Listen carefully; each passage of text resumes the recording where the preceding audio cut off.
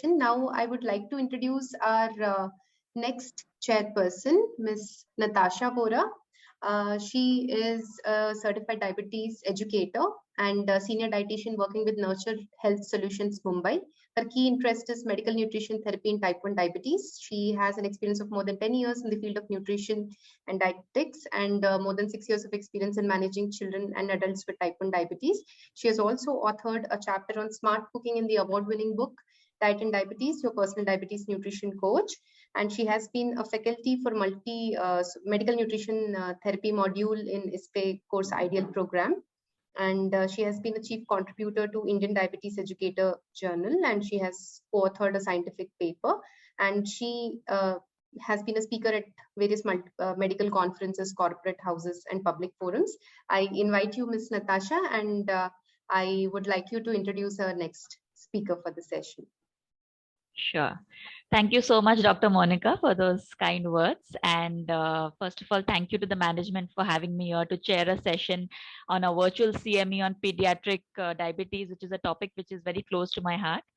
And once again, thank you for having me here. And I would like to introduce the next speaker who's going to speak on a very, important topic, which is diet and type 1 diabetes. Can I have this introductory slide, Dr. Monica? Yeah. Are you able to see? No, I'm not able to see it yet. 1 second. Let me share it. Yeah. Sure. Yeah. Yes. Right. I can see it. Thank you so much. So I would like to welcome Dr. Malati Vora for conducting the next presentation. Dr. Malati Vora is a registered dietitian, a senior nutritionist, nutrition consultant, a certified keto dietitian, diabetes educator, and co-founder with the Expert Nutrition Zone. Currently, she is associated with the Synapse Neuro Center and Aster RV Hospital in Bangalore as a visiting nutrition consultant. She's worked as a consultant and HOD nutrition and dietetics at the Rainbow Children's Hospital in Bangalore. She has years of teaching experience in clinical nutrition. She was a former lead dietitian and HOD nutrition department at the Manipal Hospital, again Bangalore. Actively participated in nutrition communication projects in school children and received certificate of appreciation from the Singapore International Foundation. And her areas of expertise include pediatric nutrition, specialties like type 1 diabetes, management ketogenic diets in children with refractory epilepsies, childhood and adolescent obesity, and critical care. And she's also experienced in GDM, type 2 diabetes, obesity, and critical care nutrition in adults as well. So I think with such an enriching experience, I would definitely welcome Dr. Malati Vora to kindly take on the next session on a very important topic, which is diet and type 1 diabetes. Thank you, Ms. Natasha, for kind introduction. I would also like to thank Dr. Monica for giving me this opportunity. Just give me a second to share my screen.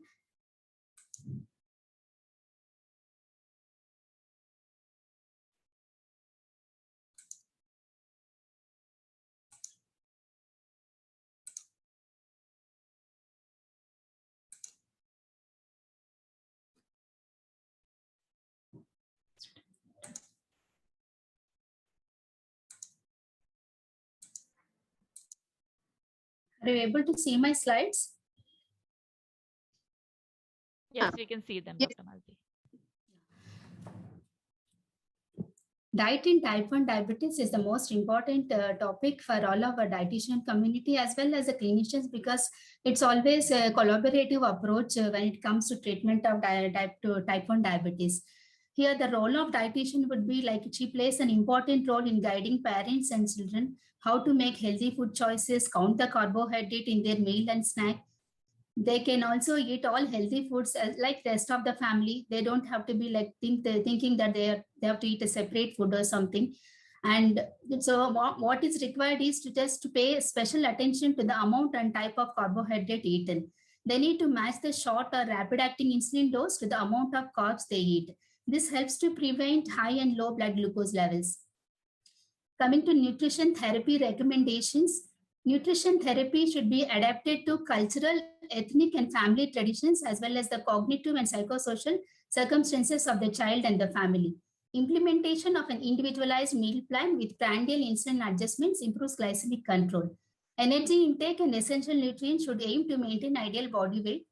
It will also help to optimize growth and development and thereby preventing acute and chronic complications. Regular monitoring of height and weight is required to identify both the excess weight gain as well as failure to thrive. Some of the nutrition approaches or tools that we normally use when it comes to assessment of type 1 diabetes children.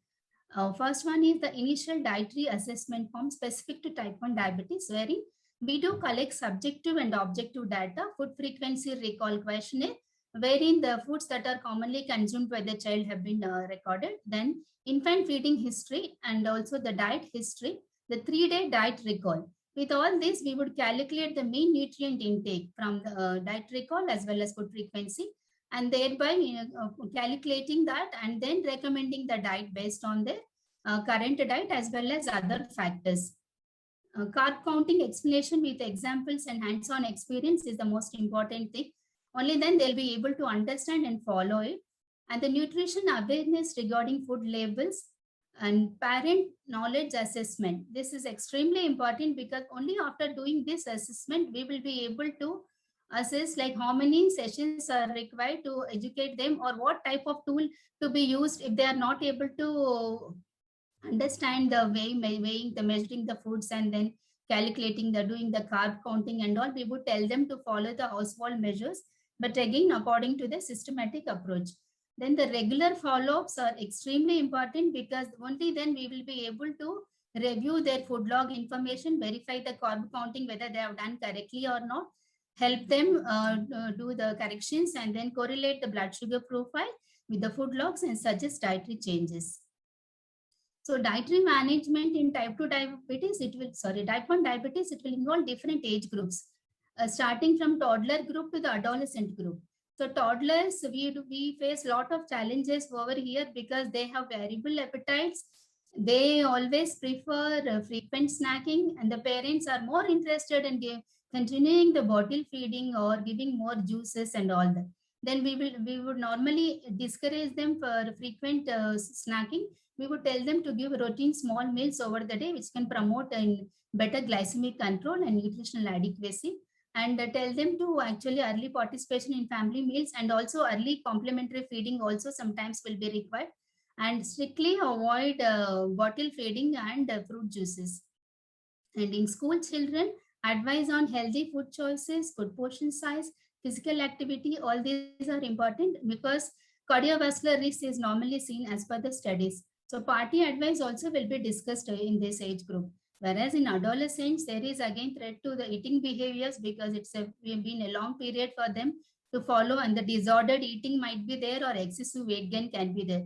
So we would normally monitor all these things with regular follow-ups, and again add on some more food label information because they would want a different type of foods, especially from outside.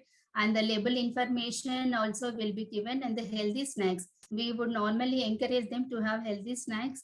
And if they are planning for a party or vacation, and the change in protein also will be considered. So carb counting, as we all know, it is a structured approach that emphasizes consistency in the timing and the carbohydrate consumed. It assigns a fixed amount of carbohydrate to be consumed at each meal or snack.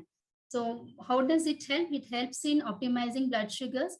More flexible children are very happy with this method. Initially, though, parents and children would have a little tough time in understanding, but once they get used to it, they would we would learn a lot from them with the different snacks that are prepared by children and different recipes and different information. So carb counting is extremely working with in management in optimizing the sugars.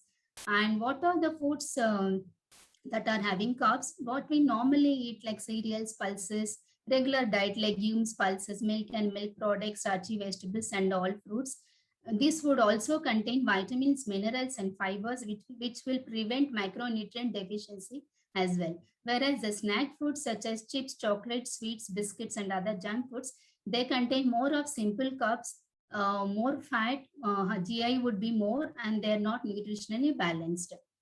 This concept we would normally explain to children as well as parents. Some of the foods we have standardized from each food group: cereal group, pulse group, legume group.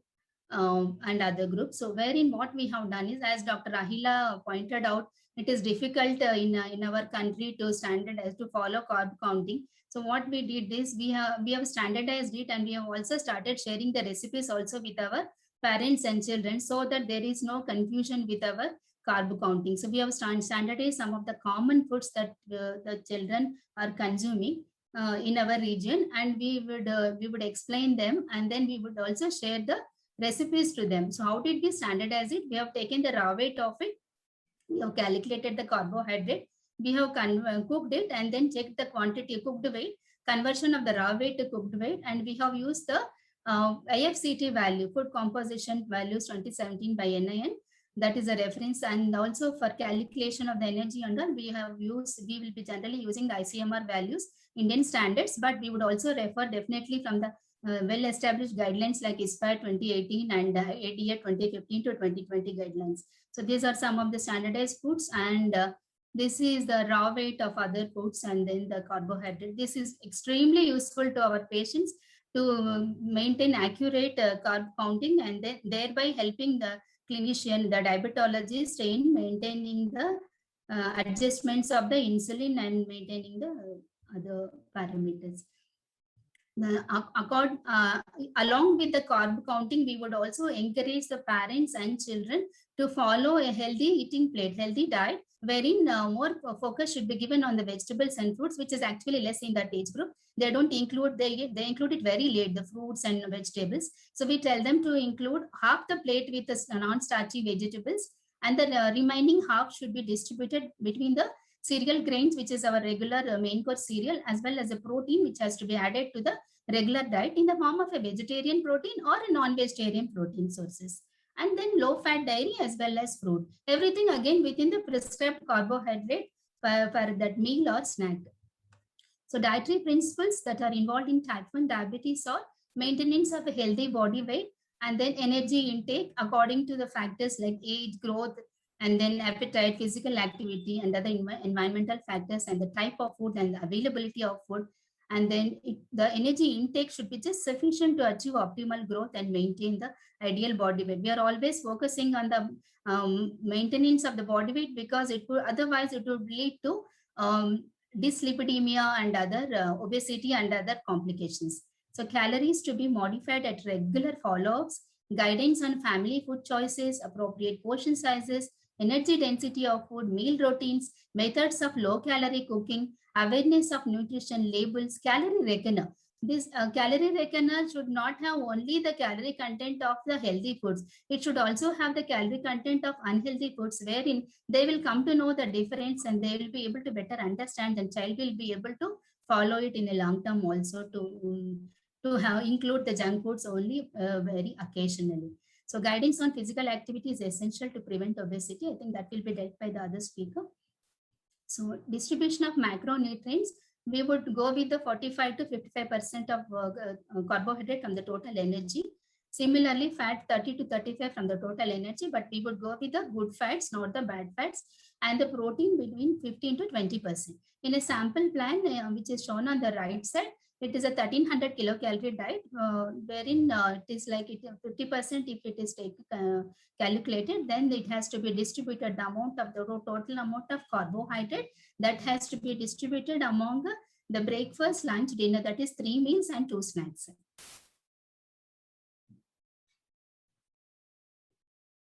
Complex carbohydrates, yes, it is required to encourage the parents to avoid complex carbs, because it will help in breaking down the carbohydrates slowly, because of the germ and endosperm and the bran 3 parts being present in that, unlike the other simple carbohydrates or other carbohydrates. So it will also have more fiber, and automatically it will give more vitamins and minerals as well. Basically, it will be a complex carbohydrate is a better option to protect against heart diseases.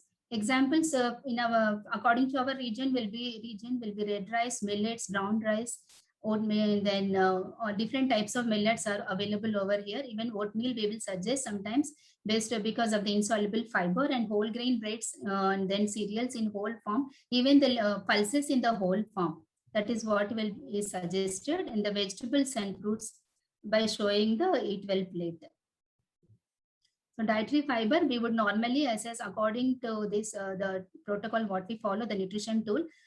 It's not only the carbohydrate, we need to calculate the fiber, protein, fat, and also the micronutrient. So when we are calculating according to the age, we would add on 5 grams to the age, and then we will assess whether the child is having the fiber intake properly or not. If not, we would suggest them to add on the fiber in their diet.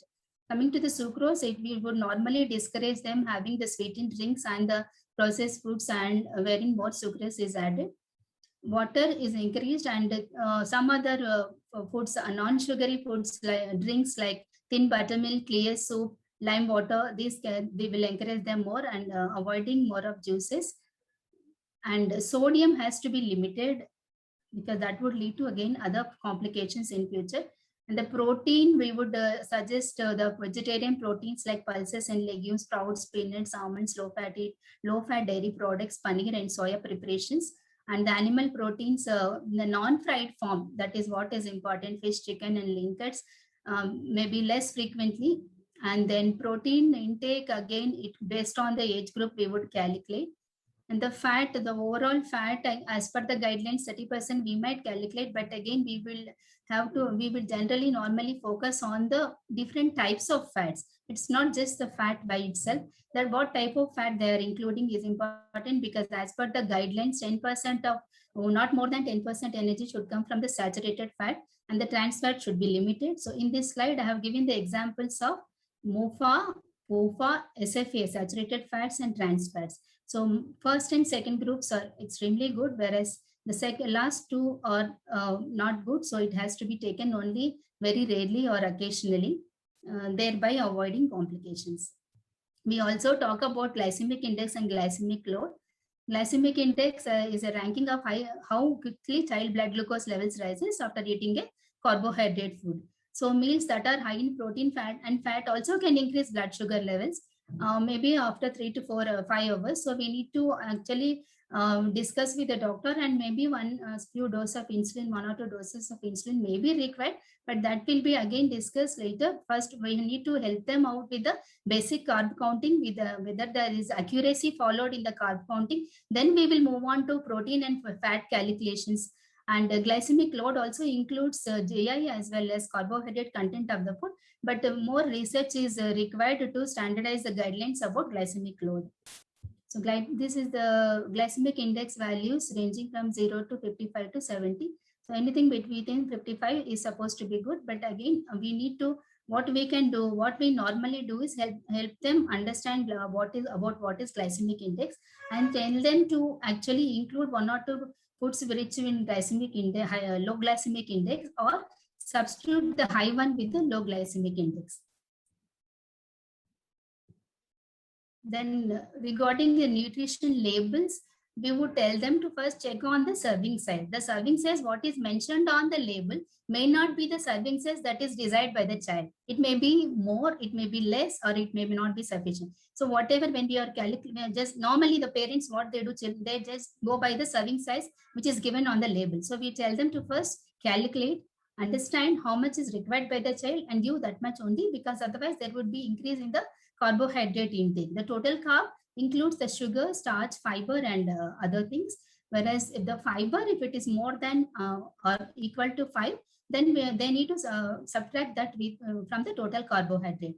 Then they also need to check the calorie content of that serving, the packet, and because again weight management will be an issue. They also need to check the ingredients in that. Sometimes the carb content will be maybe same, but again the type of carbs which are used may be different, and there may be more salt, there may be more fat, and there may be different products which are the processed one. So the awareness should be given to the parents and children regarding the food labels as well. This is a case report wherein the details of the case are type 1 diabetes child, 6 years, 7 months old, and her height was in the 10th percentile. Weight is also in the 10th percentile, and the BMI 25th percentile. She was very regularly visiting our OPD, doctor's OPD and the dietitian OPD. In her case, when we reviewed the log sheet carb logs, in the blood sugar profile, the ABS and PBS values were noted to be high. Then at that time, she was on 40-gram carb for breakfast, but she would not take more than that. She was having more of online classes. She was getting a plate and having that much carb only, and she was attending the classes. She used to feel more hungry in the evening. And then we had suggested 10 grams, but when the levels were fluctuating, though the HbA1c report was under good control, and we have reviewed another 2 reports with a gap of 3 months, and overall the 3 reports have been shown over here: 5.38, 4.9, and 5.77, which means she is having good glycemic control. But I would want to show some of the points when it comes to dietary management, how we went about with the dietary management of the child. So we have actually suggested the parent and the child to have a fixed carb counting method, fixed diet schedule, and fixed exercise schedule for at least 2 to 3 weeks, and correlate home blood glucose levels, and also suggested some few home exercises like spot jogging and things like that, because at that time she was not going out also. And the bedtime snack was modified to 5 grams along with the non-carbohydrate sources like a vegetable soup, boiled egg white, roasted peanuts or almonds within that number. And then low fat and sorted non-starchy vegetable, low fat paneer sorted with non-starchy vegetable was also suggested, and the cucumber salad was also suggested. So in 10 gram snack, we have also given her a list choices from 10 grams. She, her parent was more worried about the snacks, what can be made, because what we give at the first visit or second visit may not be continued, like it is difficult for the child to continue for a longer time. So at the follow-up, we need to understand the request of the requirements of the child, and we need to add on some more options. For example, like I've listed over here 10 gram snacks within 10 gram carbohydrate, how much, what type of snack can be taken and how much it can be taken. This will help them to select and then follow. 2 more Then minutes. Sorry to interrupt. 2 more minutes, ma'am. Okay. And then lunch also, like we have given some options within the 50 grams of carbs. For example, they can have, she likes more chapatis more, and she likes ragi dosa. These are all based on her choices also. So with the first option, it would be like a combination of a dal and within that many grams. And then non-starchy vegetable, there is no need to count that. And chapati weight she has to count. So digital kitchen scale has to be used normally for carb counting. And then dalia upma with vegetable and some fruit also. This will help actually, because they'll get more fiber. This kind of combinations wherein some fiber is also added, fruit is added, or a pulse is added, or a legume is added, that will help them to sustain it for a longer time. And when she was feeling more hungry, then we have told them to add on some boiled egg whites or low fat paneer as well, along with the meal itself. Evening snacks, we have suggested within 15 grams. These many options were given.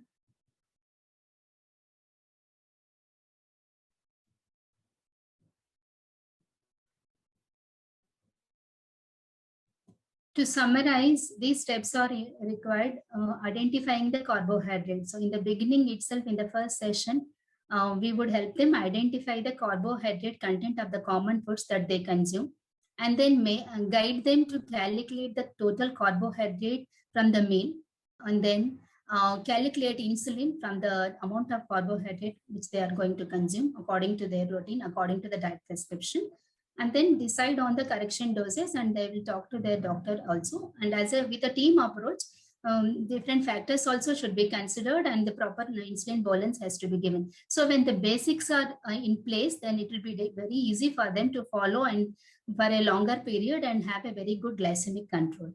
These are the glimpses of the nutrition awareness programs that we had, wherein we have conducted some recipe contests and all, and even otherwise also children were motivated, and they have diabetes children, they prepared and they got some of the snacks from their home, and we have displayed the carbohydrate content of common foods from different food groups.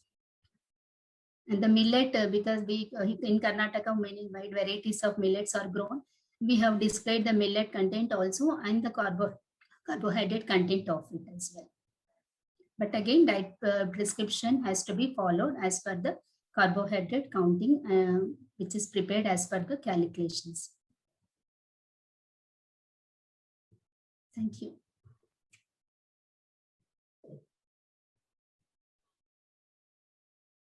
Thank you. Yeah. Thank you so much, Dr. Malti. That was a very comprehensive presentation, I must say. You took us through the requirements and the distribution of calories with macronutrients to carbohydrate counting, and of course, the important aspects of glycemic load, glycemic index, and and then reading food labels, which is very practical in today's scenario. And of course, with the case presentation, we got to see a lot of variety of the practical application of what foods, healthy foods, can be given. So thank you so much for that presentation.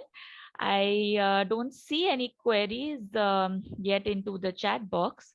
So maybe I can, I would like to know your thoughts on artificial sweeteners. They are used in the pediatric population because a lot of times, parents have that thing that, they can't eat sweets. So can we use artificial sweeteners? So if you could have your thoughts on those, ma'am. Because again, if it is only the sweetener, then 4 mg per kg body weight as per the IDEA guidelines, they can suggest. But if it is something made with the sweetener, there is some food stuff, then again, they have to cut down minus the 50% of that from the total carbohydrate. Okay. The value of that, and then they need to do. So they can have it, but as per the dosage only, what the limit only. Right, sure.